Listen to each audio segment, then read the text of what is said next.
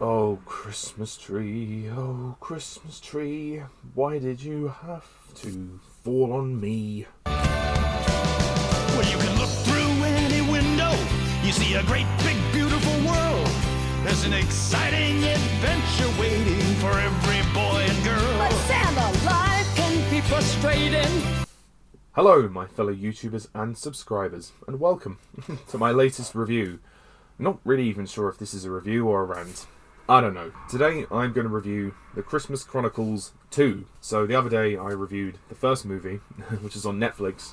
This one is also on Netflix, and I decided I may as well complete the set and review the sequel. So the plot of Christmas Chronicles 2 is as follows. Kate Pierce, now a cynical teen, is unexpectedly reunited with Santa Claus when a mysterious troublemaker threatens to cancel Christmas forever. They are all trying to fight off an evil human elf known as Belsnickel, who wants revenge on Santa and Mrs. Claus for giving other children more love at Christmas. Yeah, that's all I got. I have to be completely honest, guys. I was bitterly disappointed with this film. The first movie was actually quite fun. This one was terrible. This one was awful. I did not like this film one bit. The first thing to say is that Teddy, the one of the main protagonists of the first film, he's not in this movie. Well, he's not in it much. He appears at the beginning and at the end, but he's not in the main adventure. We could have seen further development of the relationship between him and Kate, you know. But for some reason, the actor is only in the first and the last scene. Don't know why. Maybe he read the script. Oh my god, it is a mess. The story and the script are terrible. This is a really badly written sequel. This movie's directed by Chris Columbus, man. Chris Columbus, who gave us Mrs. Doubtfire, you know, the first two Harry Potter films, you know, Percy Jackson, you know, he's a good director and he's good with these family movies, but not in this case. The script is basically what I would describe as filler. Pretty much nothing happens a lot of times, and it's infuriating. The first hour of this film is a complete bore. Essentially, it starts out with Kate and her family. Her mum has got a new boyfriend in the form of Tyrese Gibson, who also has a son in this film. And Kate and Jack, who is Tyrese Gibson's son in the film, they get transported to the North Pole. Most of the movie is set during there, and then she reunites with Father Christmas. And then it's just going on forever when they have this stupid long tour of Christmas Town, and then they have to go from point A to point B to save Christmas. It's just this overly long and drawn out plot in which they have to go and get various things, go to various locations for no reason. There's barely any plot here, and they're trying to drag this out as far as they can. They have to go to the airport to get batteries for a time-travelling machine. I'll admit, that joke is quite funny. They have to spend a whole day touring around Christmas Town, eating Christmas food.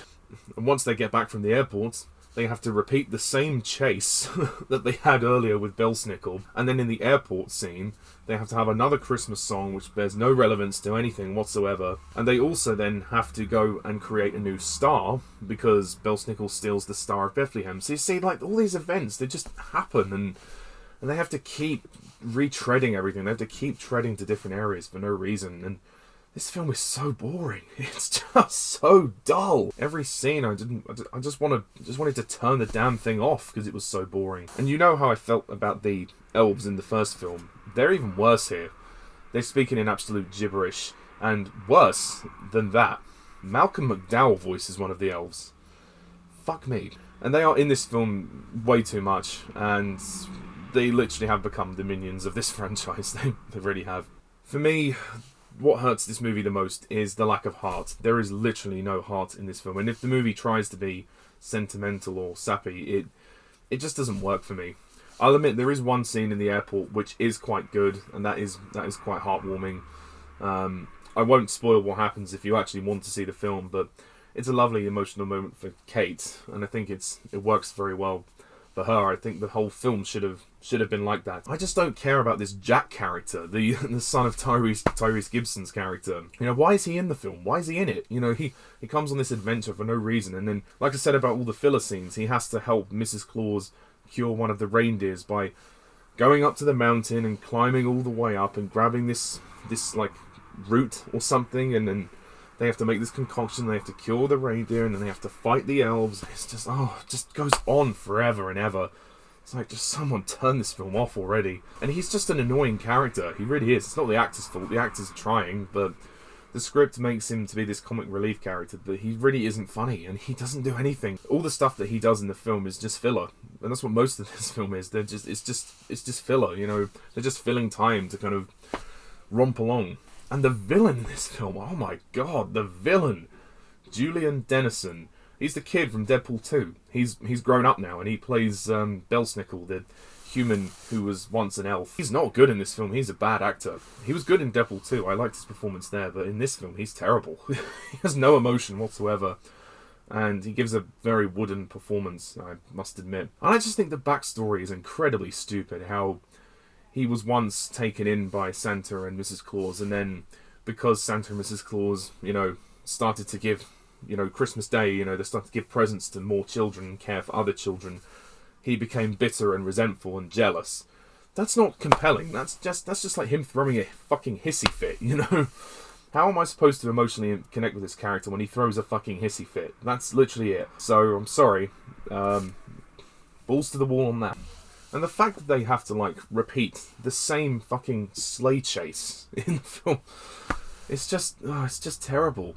I will admit, it's great to see Kurt Russell come back as Santa. He is great, and he really does try to make it as good as it can be. Goldie Hawn is in the film, and she plays Mrs. Claus. I like her in the film. She's well cast, but the character really is not developed very much. There's no real reason for her to be there, other than just to be Santa's wife. Darby Camp as Kate, trying her best, absolutely. Those three are really trying. And the whole sentimental side of the film at the end, where they're all singing "Oh Christmas Tree," I just could not buy into that, because the film has terrible pacing. It really does. It's paced so badly.